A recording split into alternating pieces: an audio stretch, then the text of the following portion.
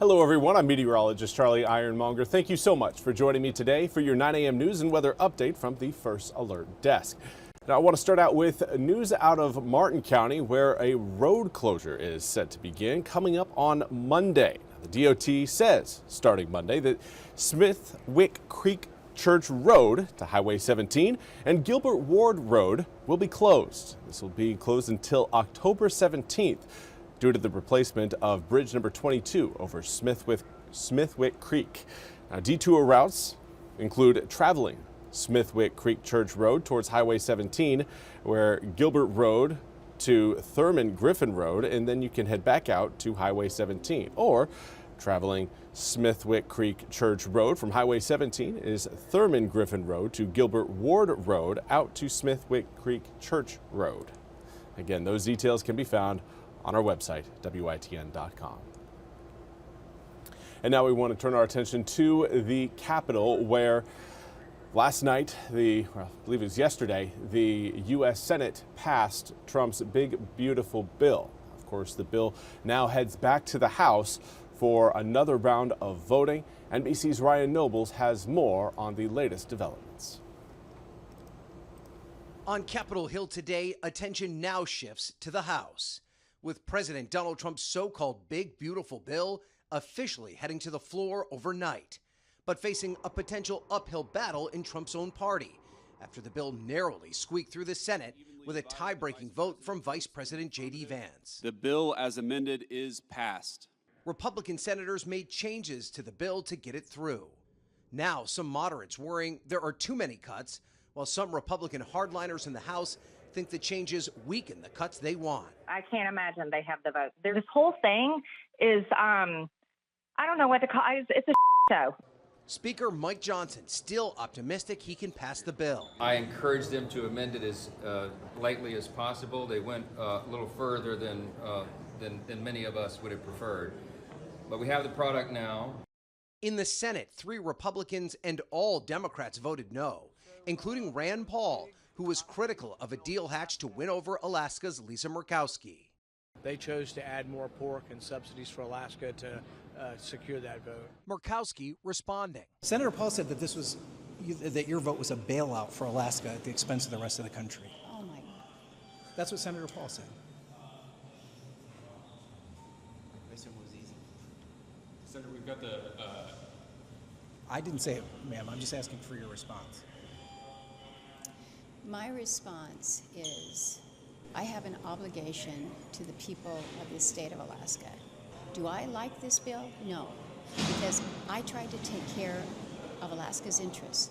Murkowski won a special carve-out for her state to soften the blow of Medicaid cuts. Those cuts just one plank of a massive bill that also extends the Trump tax cuts, eliminates taxes on tips and overtime, and funds the administration's mass deportation plan. President Trump pushing the House to get to work quickly to get the bill to his desk. It's a great bill. There is something for everyone. And again, that was Ryan Nobles reporting. We now want to turn our attention to your weather forecast, where today it is going to be a wet and eventually a stormy day. But right now, again, the worst of the weather still sitting further back towards the west. Here's a look at exactly what we've got going on across the state. Right now, the storms kind of rolling across the triad have cleared at least that first round of storms has cleared the Charlotte-Mecklenburg area. Raleigh will likely start to see some rain showers showing up here probably within the next couple hours. But for us, coastal showers definitely in play right now.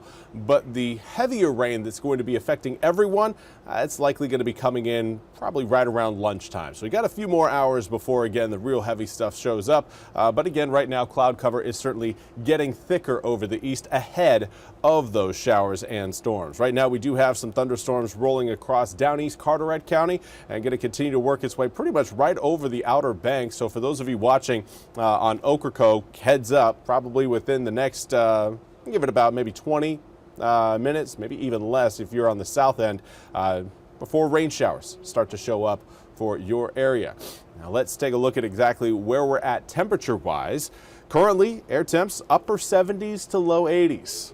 Not bad compared to where we've been over the past several days. Again, this cool down, I'm sure, is going to have some certainly smiling. I know I am right now. I do want to say good morning to William Harris. Hopefully you're having a great morning, William, wherever you're watching from. Here's a look at your feels like temperature. Still feels hot for those of you around Edenton, Swan Quarter, and Oriental. All three of those areas currently showing up with a heat index of 90 degrees or warmer.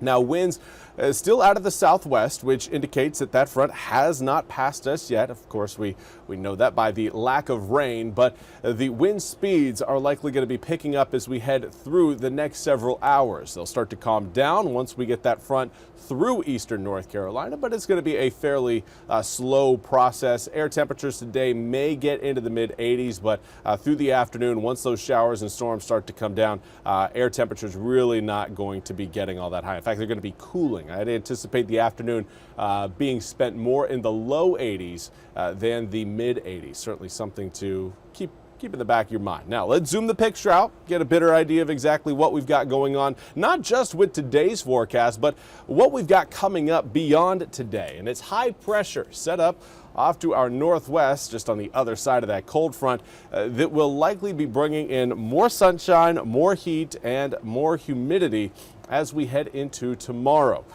That's right, Thursday we're going to flip right on back to the hot and humid weather, so hopefully everybody gets their fill of cloud cover and rain today. Tomorrow, that high will help push that whole frontal boundary out into the ocean. Of course, there will be some lingering clouds early on in the day tomorrow, but a lot of the rain showers will have moved offshore by the time we get to your Thursday at around, I'd say, 9, 10, maybe 11 a.m. at the very latest. And on Friday, of course, 4th of July, that high pressure system set up pretty much right over kind of West Virginia, Maryland, southern Pennsylvania. And that's going to be close enough to, again, keep our skies very clear for the holiday. Here's a look at your full 8-day forecast. Again, showers and storms today. Air temperatures going back up into the upper 80s, low 90s once we get into tomorrow and then through the holiday weekend. Starting next week, we'll have a better opportunity for some spot showers and storms in the afternoons just due to rising humidity. But overall, again, doesn't look like we're going to be seeing anything that screams severe weather anytime soon here in eastern North Carolina. Good to say that. That's all we have time for today's 9 a.m. news and weather update from the First Alert Desk. I want to thank you all so much for joining me. We'll be back with more news and weather coming up at the top of the hour. Until then, hope you all have a wonderful Wednesday.